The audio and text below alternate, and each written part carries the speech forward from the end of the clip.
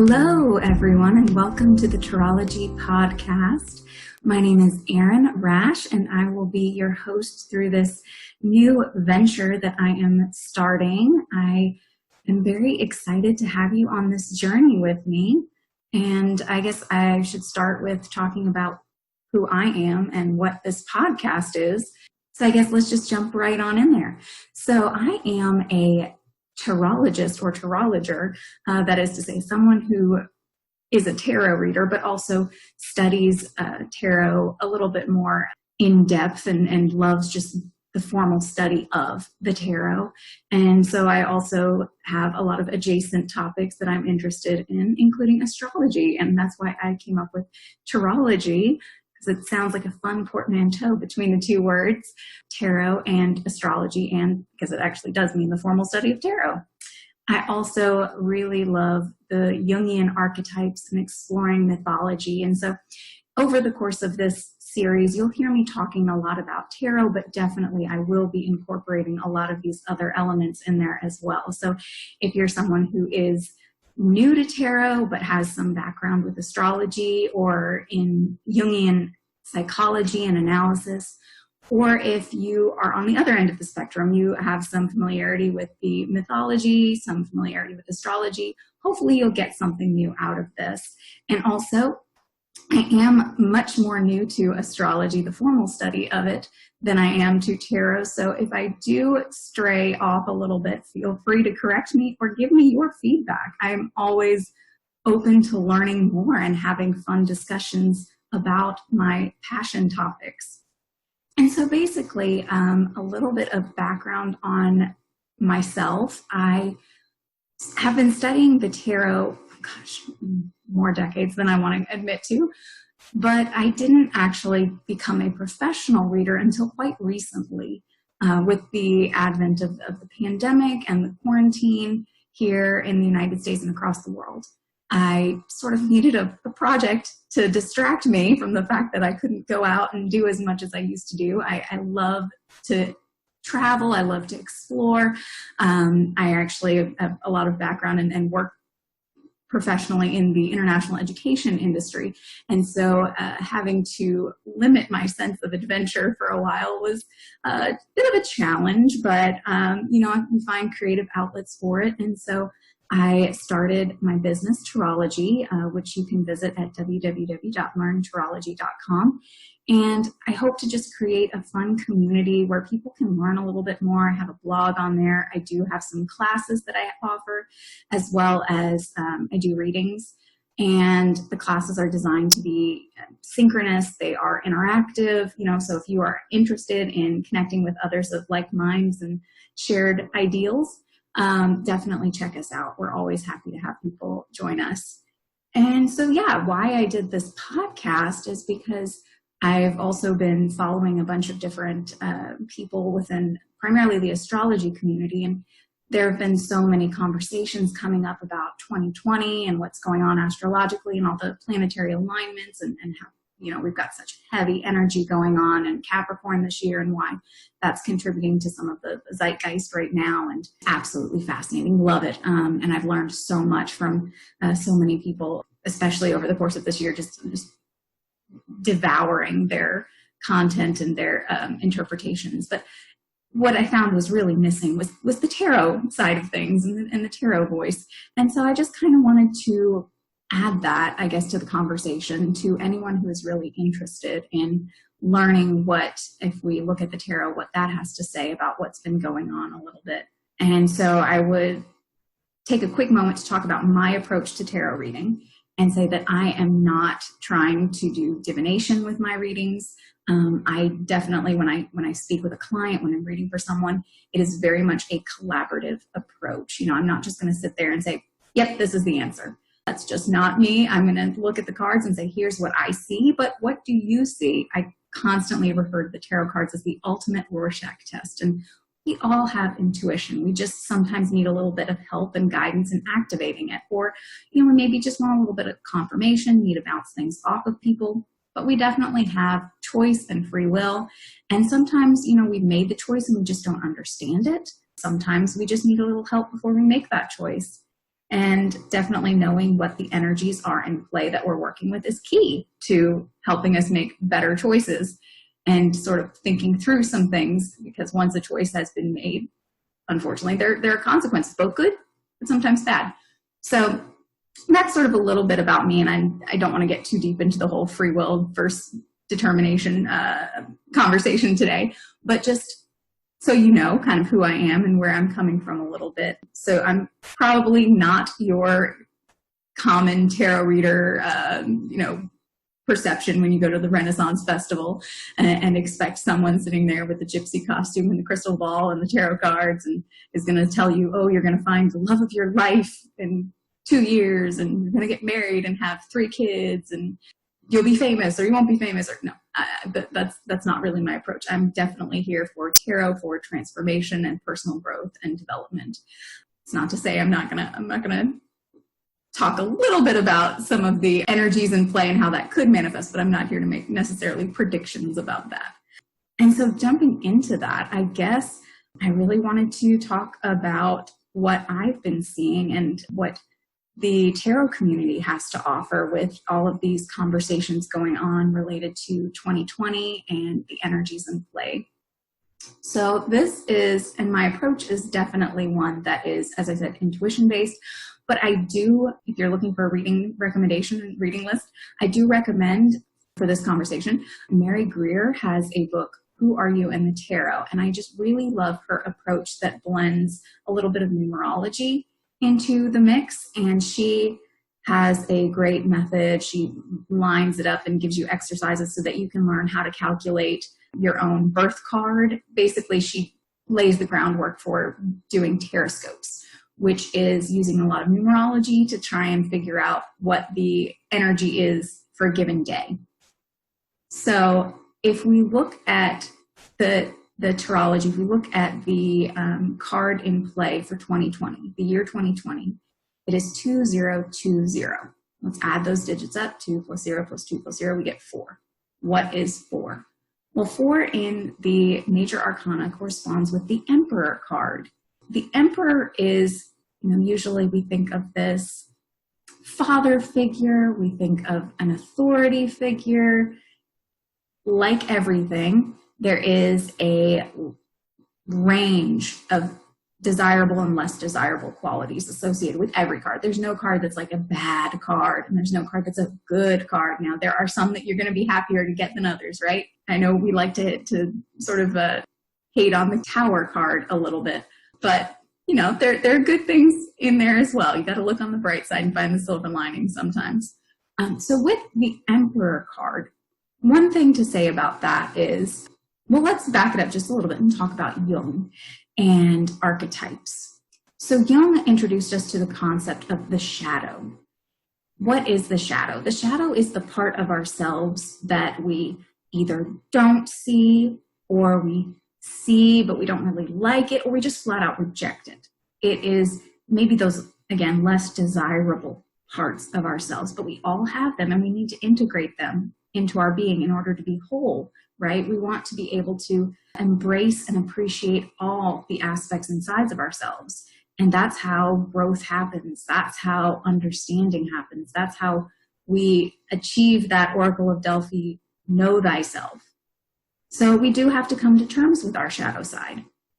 When we're looking at the Emperor, we have the light, we have the father, we have the loving, benevolent ruler. But we also have the shadow side of the Emperor card. We have the dictator. We have authority figure that's all about imposing boundaries. And this year, we have had boundaries imposed upon us in spades. I think we're probably sick of boundaries at this point. Still trying my best to maintain my sanity and stay home and stay the course and try and do my part to help prevent the spread of the coronavirus, but it does get very hard and it's draining on us. And that's, unfortunately, we have 2020, we have all of those heavy planets in Capricorn, we have the triple conjunction going on with a lot of those outer planets, and it's really, really challenging for us. And we've seen unfortunately a lot of dysfunction in the emperor this year because of that. And so the zeitgeist has been, definitely one of restriction, limitation, and so ready for 2021 to happen. And finally, we move some planets into the air element, and I'm hoping that comes with it a breath of fresh air, but we will see what's in store and how long we're going to feel the effects of the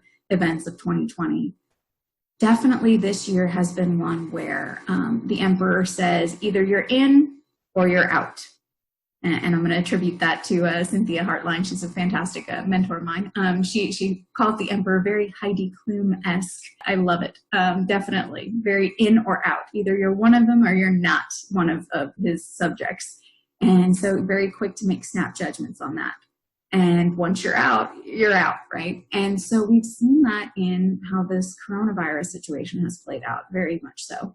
We saw in March with the closing of borders everywhere, just suddenly. It was on lockdown. It was, you cannot leave this country. You cannot come into our country. Even within countries, you cannot travel locally. And take it a step further. Okay, now we're in a major outbreak, and now you must stay at home. You cannot leave your homes unless you have a very valid medical reason or you need to go get food or water. There was so much limitation in movement and so much authority cracking down on us, and we were forced to pivot, right? The word of the year, pivot, and adjust to this new reality. It's very difficult, especially when you're not used to an authoritarian leader telling you what you can and cannot do. When you're used to being independent, when you're used to, having freedom, and suddenly, okay, it's now you have these new rules to follow. You have this structure, and the Emperor 4 is a card of stability, right? But it's also a card of too much rigidity. It's foundational, but it's also something that is immovable. It is solid. It is like running up against a wall sometimes and smacking into it, and you're stuck between a rock and a hard place. It can be all of those things. And so we found ourselves, ironically, with too much of that immobile, stable energy made our lives unstable and made us so uncertain about what is next and what's going to happen and what happens when these new regulations and rules are lifted. What is that going to look like? And so we definitely have had that dysfunctional emperor energy pervading this whole year in 2020. And how long after are we going to feel the effects of that? It's going to be a while. This was definitely one for the books, right? 2020, we had every month was about a year of change or more that we had to deal with. We've had, seems like the past few years, we've had some change, but we've had a lot of status quo. Now we've had too much change in too short a period of time. We're having to adjust to that. So that's kind of when we look at the tarot for this year, that's kind of the energy that we're seeing. And that aligns very well with what we're seeing with astrological community, looking at the cards and looking at the stars and planets and how they're aligning. But one thing again is that every year has its own unique card of the year, and the energy is there. It's just, how is it going to manifest? It could have manifested as a very positive, having a very positive ruler, having a very benevolent ruler, having good governmental rulings coming out, but unfortunately it did not. We're in the shadow. This year it decided to manifest itself in a less desirable way. And again, I think that goes back to everything kind of being sort of related. And if you look at the energies in play, you look at the planets and their alignment, that kind of gave us that indication that probably would be the case, that it would be the more dysfunctional rather than the functional expression of the Emperor card. So I just kind of wanted to put that out there, food for thought, and look at, especially with what's been going on just in the past couple of days with the U.S. president, the U.S. election, how that is playing out. I did want to talk a little bit about President Trump and his, I'm not going to delve too much into his natal chart and look at that. I know that there are fantastic conversations out there looking at the events of his bonification, his enclosure by benefics being a bit interrupted by the malefics that I think started on September 28th, which started off a pretty rough week for him. The debate on the 29th, Mars square Saturn. Before I get into that, I just want to say that definitely don't want to wish anyone ill. So I wish him and his family recovery and health, and also, hopefully empathy and compassion as well. So I don't want to dig into the politics of it, but just to say, I don't want to speculate on anything necessarily negative with regards to people's health and well-being. I think that's pretty bad karma. So then the first presidential debate happened to be on September 29th, which was the date where Saturn squared Mars retrograde, which was not the best energy there. So I think that played out a little bit in how the debate went and the discourse, and how that turned a little bit nasty, but I'm guessing no student of astrology was consulted in the election of that date or the debate. And then we're going to get into a pretty rough period here for the president, I think beginning October 5th through October 18th, just based on transiting planets in his natal chart. But stepping back a little bit, how does tarot come into play with this? Well, if we look at his birth date and what his birthday card is, he was born on June 14th of 1946, which would make him actually a foolish emperor. He's part of the emperor pattern of destiny, which is a little on the nose, you think, being a leader of the United States of America for the past couple of years. Definitely someone in position of authority. I guess looking at the foolish emperor aspect of it, and yes, again, you can say the idea of maybe he appears foolish to some people. That is a component of the Fool card. And there's also the element of new hopes and new beginnings, and someone who reinvents themselves. So he has had many images and many businesses over the course of his career. He's been in reality television, and now he is the leader of the United States of America. And so we are seeing this individual in a position of power and position of authority who is a foolish emperor by birthday and birth card, and he is being simultaneously impacted by this emperor year, which he is both using. He is making all of these recommendations, he's making all these rulings, he's setting his foot down, he's making these calls for the business of America, for the everyday functioning of America. He's being the CEO. He is making the rules, being the ruler. But it's also really hard. You feel it more. You feel that energy more when it matches your card. It's a bit more of a challenge for you. And so I just wanted to sort of throw in the tarot side of that into the discussion and see what that brings. Anyway, so I just wanted to throw in the tarot side of things and talk a little bit about how this year it's been challenging. But I do want to end on a positive note. I want to bring in hope. So I also want to talk about the Taroscope for next year, 2021. So again, we add the digits 2 plus 0 plus 2 plus 1, and that gives us 5. And that corresponds with the Hierophant in the major arcana. And so looking to next year, what can we sort of expect as we enter that 2021 beginning of the air age? Well, the good news is, and I think I'm going to say it's positive news, is that we're going to be focusing on a bit of the associations with the Hierophant card. I would like to say in the positive, we're going to be focusing more on community. We're going to be focusing on our institutions. We're going to be focusing on judicial systems, all of our religious institutions. We're going to be focusing on our communities, our education system. We're going to be focusing on, ideally, taking care of each other, ideally.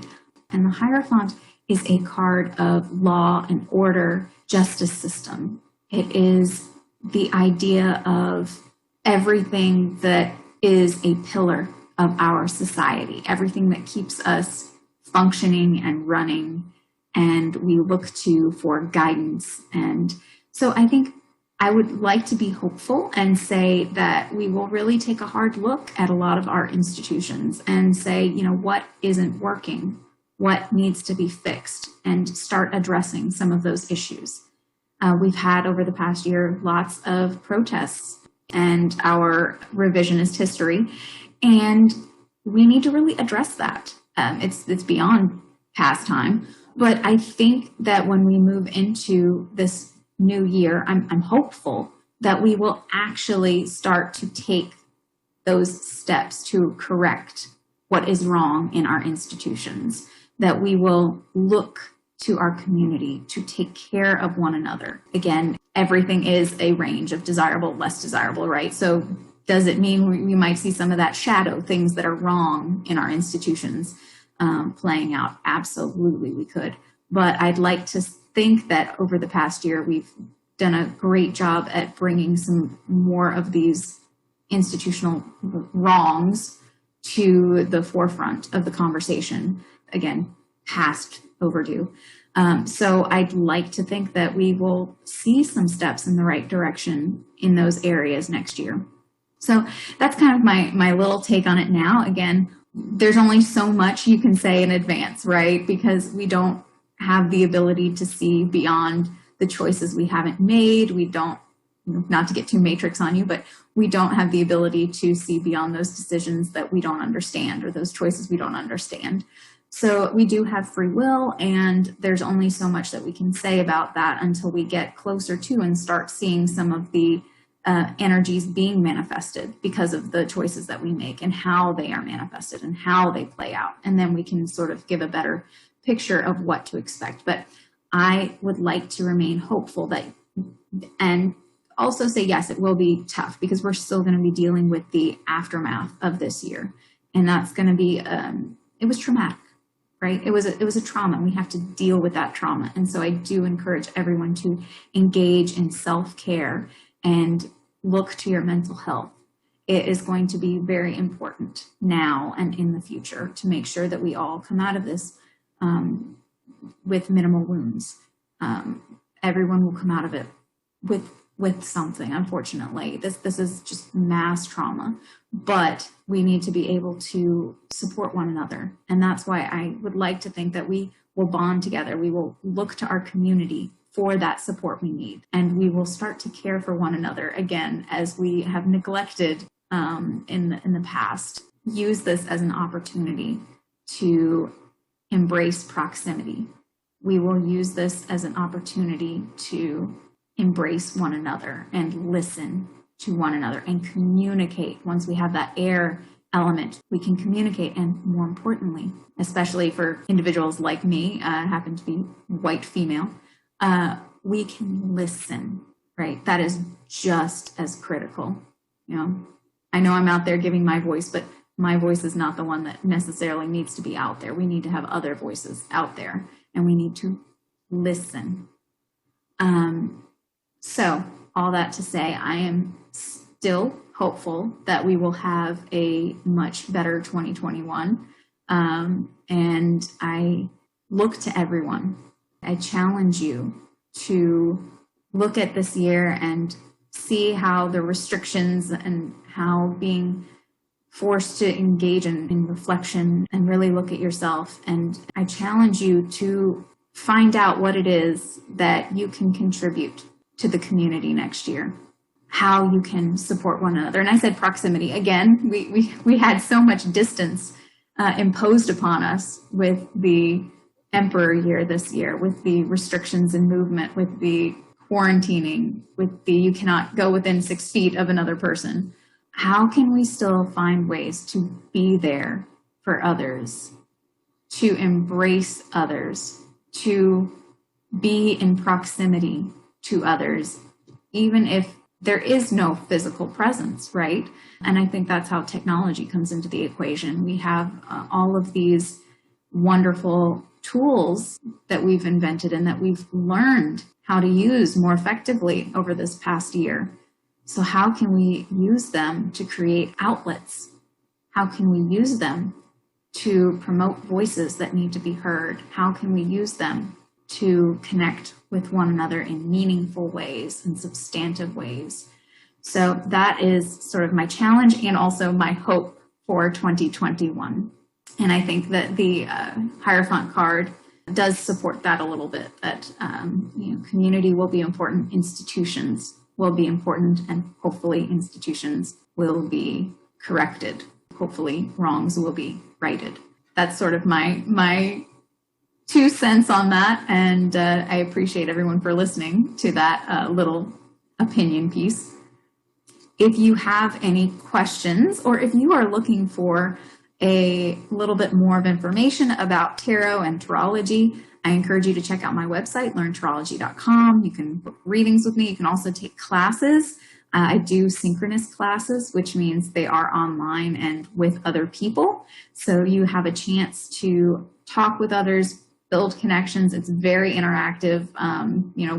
You will have that opportunity to ask your questions, and we learn from each other. It's a collaborative approach. So I hope that if you are interested, you will check that out at some time. And we also have every once in a while free offerings, different sessions. You can check that on my website or also on Meetup. And I have some Tarot Tuesdays that I will be scheduling. And unfortunately, I think the next one was supposed to be, it's usually the first Tuesday of every month. And I think that means, unfortunately, the next one lands on election day. So I will probably reschedule or postpone that particular meetup. But that is a great opportunity for those of you who are students of tarot to give practice readings and meet other people who are interested in tarot and learn from them.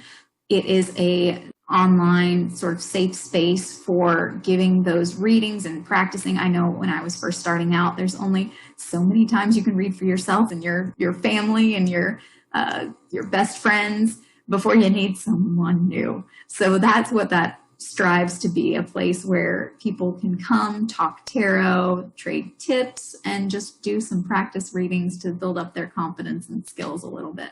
So I hope to see you there, and I hope that you got something out of this podcast. And if you have any comments or suggestions or topics that you'd like to hear explored in the future, I would love to hear them. So please feel free to reach out to me at learntarology@gmail.com. And until next time, take care.